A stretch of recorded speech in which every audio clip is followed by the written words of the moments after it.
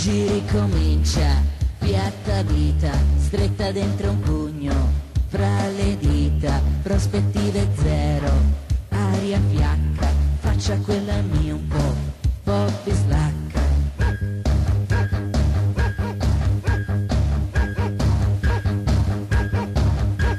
Sveglio ogni mattina, barcollando, miseri lavori, sto svolgendo questi 2 quattrini. A me basta, per i cibi falsi prepararmi un po' di pasta, però adesso usciamo presto, giù dal letto, non passo per il bagno, faccio presto, tanto non avverto quella puzza che mi inonda, che non vuol darmi speranza, che disgusta la mia stanza. Tengo alito cattivo, poca voglia, la mia umiliazione, sulla soglia, là fuori vedo il mondo che mi aspetta, già pronto a stritolarmi in una stretta. Si rivede lo strillone della frutta al mercatino, si rischiara la sua voce, ricomincia a far casino e ritrova la sua forza nell'orgoglio di campare. Mi rimetto la maglietta che 3 anni fa ho lavato e mi sta bene, sì, proprio bene.